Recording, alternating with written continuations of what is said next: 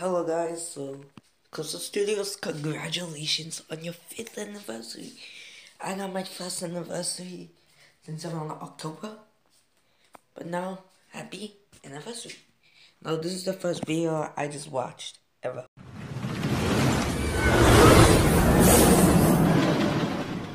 In this park review, I'm going to be talking about the one, the only Six Flags Magic Mountain in Valencia, California.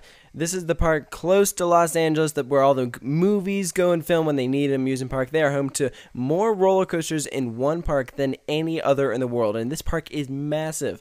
It is an icon. Every coaster enthusiast knows it. It's on everyone's bucket list. And let me say, this is a must visit. What a cool place to be. Is it a perfect park? No. But it has a lot of great things about it. So let's talk about the experience from the beginning of the day to the end of your day. Upon arriving at Magic Mountain, the first thing you'll notice is that when you go to park, you have a long ways to walk to the front entrance. It's kind of weird how they have the parking lot to the side of the park, off to the right side.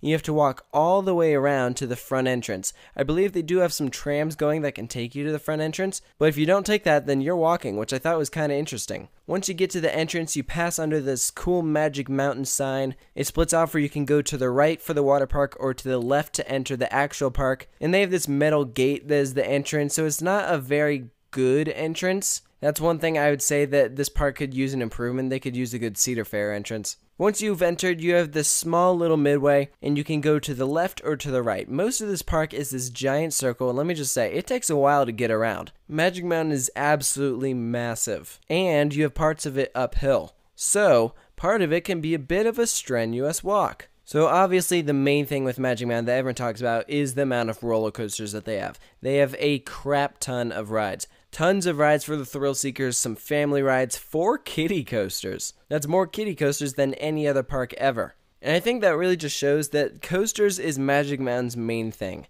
That's the point. Everyone knows them for roller coasters, so the other rides just aren't quite as important. And it shows when you look at their timeline, they add a roller coaster every few years. A lot more often than some of these other parks. And as you're working your way around, you'll notice that most of the family and kid rides are all right next to each other. It's Bugs Bunny World and Whistle Stop Park. Both right next to each other, and really, if you're a kid, that's where you're going to be hanging out. And as someone who doesn't have kids, I'm not sure if that would necessarily be a good thing or a bad thing. I think for families, at times, it's nice because all the rides are just right next to each other. But at the same time, if you want to walk around and go to this other section of the park, there may not be any rides for the little ones. So I think that's both a pro and a con. As for the park appearance, it has some good things and some bad things. I love the palm trees. As someone who's not normally around palm trees, I think that part of the park is awesome. There's some really picturesque moments, and at times when you're going up a roller coaster lift hill, the view can be totally awesome. But also aesthetically,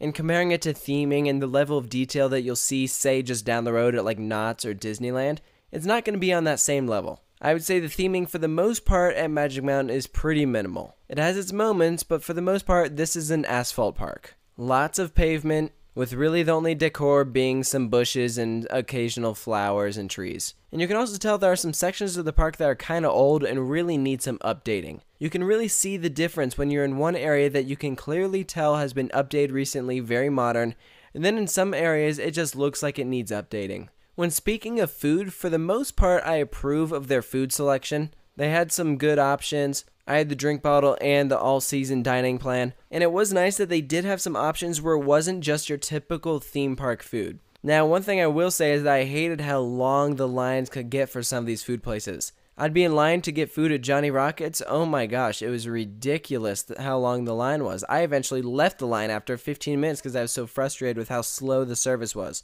The other downside came when at one point I wanted to get food. I want to say it was probably around 11:30, and I went up to get food at this one place and it wasn't open. They said come back in 30 minutes. So I said okay. So I go and ride a roller coaster or two, come back well over 30 minutes later and it's still not open, which I thought was kind of weird. So I leave, go ride some more stuff, come back, it's still not open. At this point, it's well into lunchtime. So that was kind of frustrating. I eventually went and ate somewhere else. So I wasn't thrilled with that. Now, if you want to go and see some shows, for the most part, it's going to be singing and dancing. They do have a stage at the Full Throttle Plaza. There's also a Gearworks Theater in the Screampunk District, which I will say that is by far the coolest area of the park. I love the Screampunk theming, and they do have some cool characters there interacting with guests, and that's something that I loved. I loved that I would just be hanging out, I'd be filming something, and then they'd come up to the camera and be completely in character, talking and stuff. It was awesome. So I really appreciated that Magic Mountain would go and have positions like that. I wish we could see some more of that in this park. Because really the Screampunk District is probably the best themed area in the park. The other areas have very subtle theming. It'd be nice if they kind of revamped them. Now here's something that I want to talk about that I don't think everyone necessarily thinks about. I was not a fan at all of Magic Mountain's merchandise. Here I am, I come all the way from Virginia to go to Magic Mountain. I want to get a cool shirt. I didn't like any of the designs there. Like, I'm a man of simple things. I just like a simplistic t-shirt design. It didn't have to be anything fancy. And for the most part, I thought all of the shirts they had were pretty ugly. They were almost too complicated. And the selections were very minimal. Here I am, I love Twisted Colossus, want to go and get a shirt for it. I thought all the shirts were honestly not that good. So that is one complaint I had. I think the Magic Mountain could do a whole lot better job with their merch, and on top of that, they did only have really one store to get merch, and it was towards the front of the park. And even then, I didn't think that their merchandise selection was that good. I mean, really, if they were to just stick the Magic Mountain logo on a t-shirt and sell it, I think that that would be a much better design than some of the ones that they had in there. Just slap the stinking logo on the front of a shirt, I'd buy it. But that's also something that I've noticed at Six Flags parks across the chain. So for me, if I want a coaster shirt, I'm going to a Cedar Fair park. But for the most part, I do approve of Magic Mountain. Like I said, it's not perfect, but for the most part, I liked it. I thought the guest services were pretty good. And overall, as I'm walking around, I enjoyed the place. Although there was one place that I wasn't crazy about walking by. It's by the New Revolution. It just smelled bad there, which I thought was kind of weird. I don't know if they have like a sewage problem or something. Maybe a drainage pipe had burst at the time. I don't know. But by the carousel, when you're walking towards the end helix of New Revolution, I thought that that was just terrible. But I think if you're talking about their roller coasters, their collection really is fantastic. They have some of the coolest rides, and some of them even have single rider lines, which I appreciate. Now, one downside to that is that some of the single rider lines were a little hard to find, such as the Riddler's Revenge's single rider line and even the New Revolution single rider line. I thought they could have done better jobs labeling those, but I was glad that they at least had that option available. And while we're talking about roller coasters, be warned, of course, that you have the New Revolution VR, so that coaster line does get pretty long. And of course, everyone knows how long X2's line can be. And I talked about this in the X2 review. I was not a fan of how that was the only roller coaster that required you to get a locker to put your stuff in. Some of the other coasters had lockers, but they also had bins on the platform, so it wasn't anything you had to worry about. X2, it just kind of sprang up on you, like you're about to enter the station, and then they're like, oops, here, give us $1 so that you can put your stuff in here, when we could just have bins on the platform.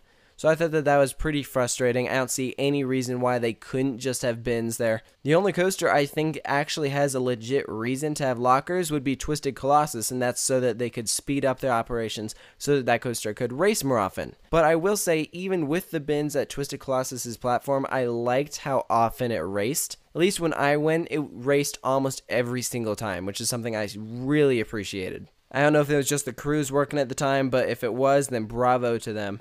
They were doing a great job. So like I said, there's so many great things about Magic Mountain. Some things could use a little bit more work, but in general, I really did have a good time here. So do I recommend that you visit? Absolutely. I spent a day and a half here, and I needed that amount of time. I was only able to get every single coaster done because I had that extra half day there. If I didn't have that, I wouldn't have gotten all of the coaster credits. So absolutely spend some time here, get to know the park, walk around, just enjoy it, and I think you're almost guaranteed to have a good time. So I want to know about your thoughts on Six Flags Magic Mountain. Post all those thoughts in the comment section below, and of course stay tuned for more park reviews coming soon to Coaster Studios.